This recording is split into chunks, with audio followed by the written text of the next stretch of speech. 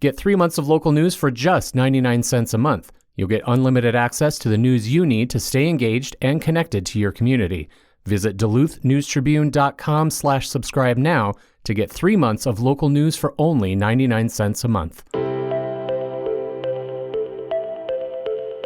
Hello, Northlanders. It's Tuesday, March 28th. I'm Wyatt Buckner with the Duluth News Tribune Minute, presented by Minnesota Power Employees Credit Union. The average MPECU member saves over $785 a year in better rates and lower fees. And with MPECU, every ATM is your ATM. With their free checking program, you get ATM fee reimbursements at any ATM anywhere in the U.S. Check out Minnesota Power Employees Credit Union services online at mpecu.com or visit their offices in downtown Duluth, Arrowhead Road, or Miller Trunk Highway. Now here's a look at today's headlines.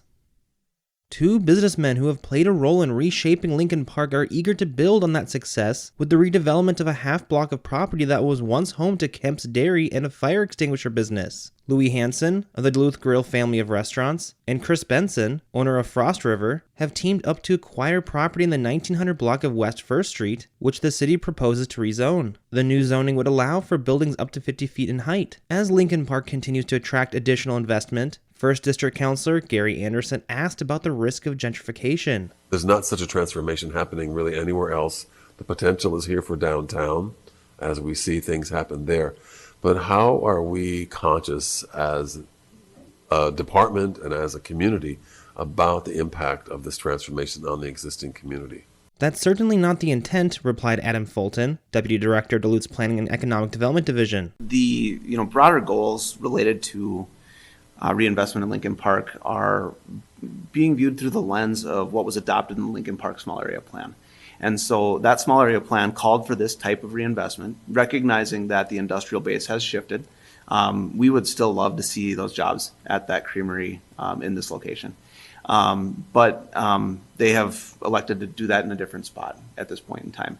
And so as we're seeing reinvestment in a site that had been blighted, is now vacant, we are still focused on affordable housing. And so that is part of what we are looking at through the use of the Affordable Housing Trust Fund and through any instance where there is any public assistance, that we are striving to achieve a level of affordability in any given housing project.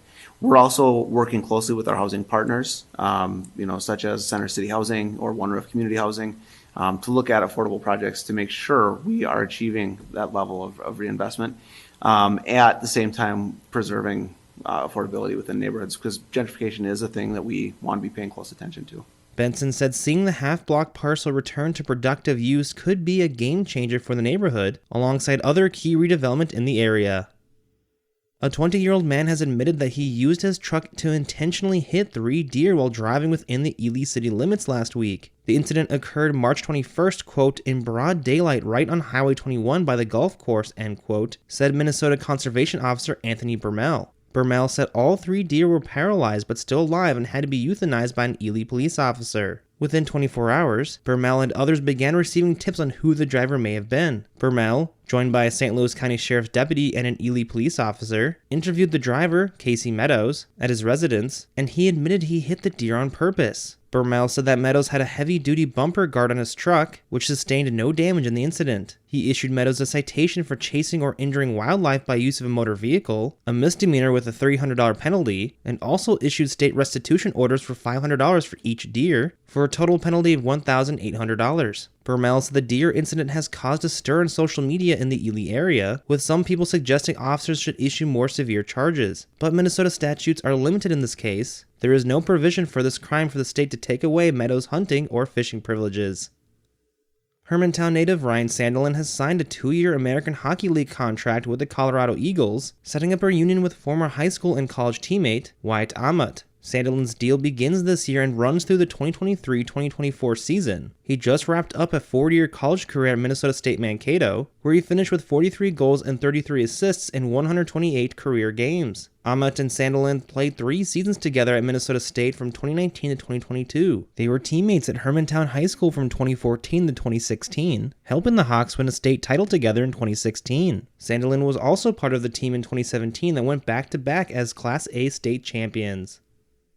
Now here's a look at your forecast, brought to you by the News Tribune's Northlandia podcast. Good morning. This forecast for the Duluth area. Cloudy skies with snow developing this afternoon. High temperature in the middle to upper 20s with a northwest wind around 5-10 miles an hour or so. Looks like we'll probably get a little bit of accumulation of snow by the end of the day, somewhere around an inch or two. Snow will taper off to flurries Tuesday night, but a little blustery with winds out of the west around 10 to 15, maybe gusting as high as 25. Sunny and still breezy on Wednesday with a high temperature only in the 20s. Another chance of light snow coming in Thursday. I'm Storm Tracker meteorologist John Wheeler. Thank you to the Northlandia podcast for their support. The weekly podcast explores curious and unique stories here in the Northland. Each episode celebrates the region's distinctive people, places, and history. In the latest episode of Northlandia, reporter Jimmy Lovren shows how a few feet of Wisconsin ended up on the Minnesota side of the St. Louis River. You can find that episode at duluthnewstribune.news or wherever you also get this podcast.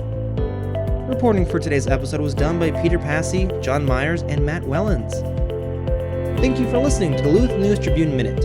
Have a great day, and we'll see you back here tomorrow.